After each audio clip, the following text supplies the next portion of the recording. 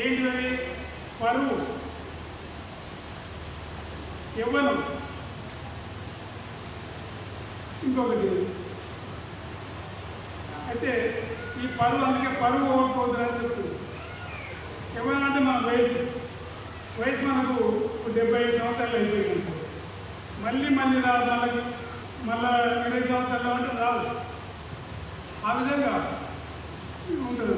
అందుకని ఎంబడించండి మూడు. ఏంటది?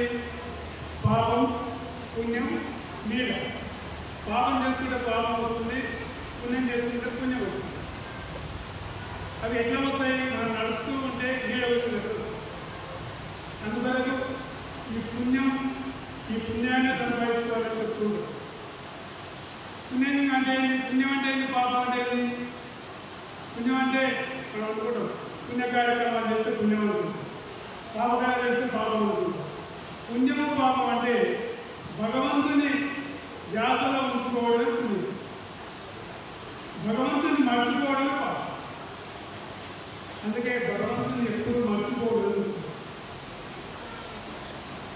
ఆది శంకరులు ఇప్పుడు దుర్వాసనలు శరీరం స్వరూపం కథావా కలత్వం చారిత్రం ధనం నేర్చులేదు గురువులని బట్టి మన చేయనలకు కథాకి 4 సార్లు ఉపయోగిస్తుంది. అంటే శరీరం స్వరూపం. ఈ శరీరం ఎంత అందంగా ఉన్నా, కథావా కలత్వం, ఈ భార్య ఎంత అనుకూలంగా ఉన్నా, అందవతి ఉందా, చారిత్రం, నీ పలుబడి ఎంత ఉన్నా దశదిశలో ఉన్నప్పటికైనా, ధనం నేర్పులేదు, నీ కొన్నంత ధనం ఉన్నప్పటికైనా, గురుపాలన చెంత అధిపాలన చెంత మనస్సు లేకపోతే ఎందుకని చెప్తున్నారు రాజశేఖర్. అందుకొరకు మన మనస్సు ఎట్లా ఉండాలి అంటే భగవంతుని మీద ఉండాలి. ఆ భావన మరి ఎట్లా ఉండాలంటే, అందుకు ఎందుకు ఉండాలి అట్లా అంటే ఈ సృష్టికంతా ఆయనే మూలం కనుక. మయా దక్షిణ ప్రకృతి సూయతే చరాచరం ఏతు నారాయణ కౌంటే జగత్కి పరివర్తన.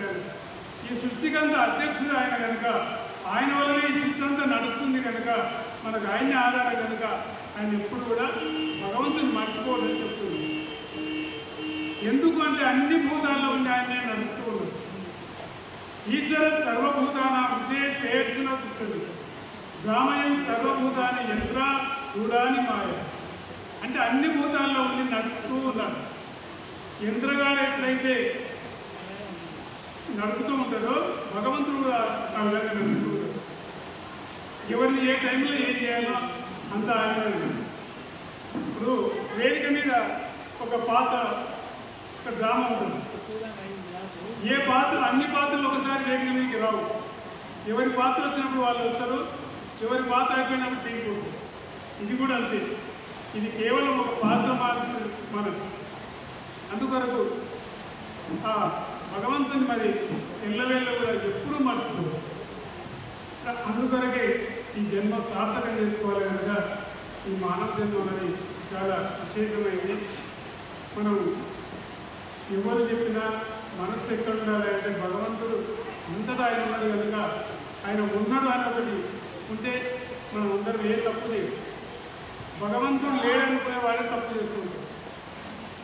భగవంతుడు అంతటా వాడు ఉన్నాడు. ప్రహ్లాదుడు చెప్పినాడు, ఎందెందు వెతికినా అన్నం చేయగలడు. అందుకొరకు భగవంతుడు అంతటా ఉన్నాడు అనుకున్నవాడు ఏ తప్పు లేదు. భగవంతుడు లేడనుకునే వాడే తప్పు చేస్తాడు. ఇప్పుడు మీకు వచ్చిన ఉపమానం, ఈ స్వామి ఆశ్రమానికి వెళ్ళినప్పుడు వాళ్ళు ఇదే బోధ చేస్తారు. ఎన్ని బోధన చేసినా కానీ భగవంతుడు అంతటా ఉన్నాడు అనే చెప్తారు. అయితే స్వామి ఏం చేసినంట, 4 శిష్యులు కూడా ఈ సంవత్సరం బోధించింది. ఎన్ని విధాలు బోధించినా కానీ భగవంతుడు అంతటా ఉన్నాడనే బోధిస్తారు. అయితే ఈ సంవత్సరం బోధించి ఏం చేసినంత సూకపోతే పరీక్ష పెట్టాలనుకొని వాళ్ళు 4కి 4 అరటి పండ్లు ఇచ్చినారు.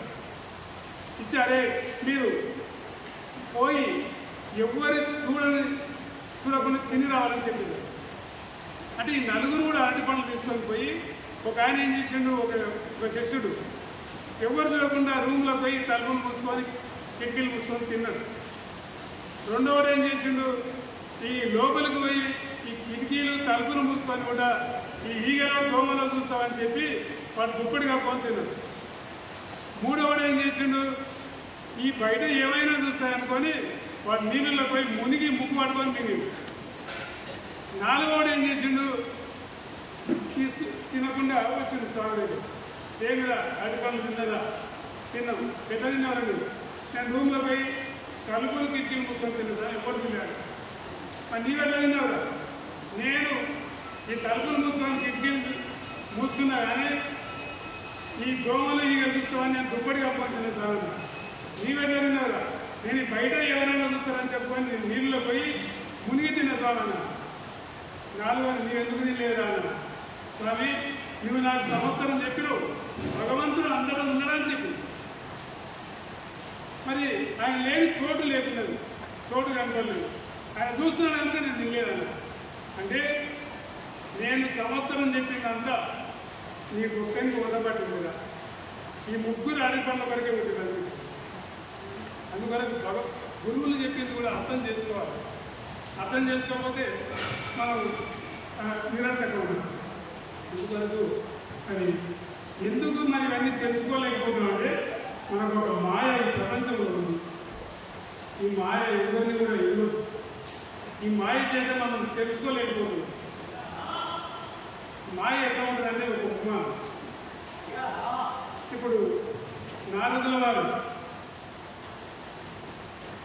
మాయ గురించి భూలోకంలో మాయ అని విన్నాడు కనుక ఇది తెలుసుకోవాలి, మాయ గురించి ఏంటి అనుకుని విష్ణులో కనుక విష్ణుని అడిగినాడు. విష్ణు దగ్గరికి పోయింది. ఏమి నారద వస్తుందంటే, స్వామి ఏంటి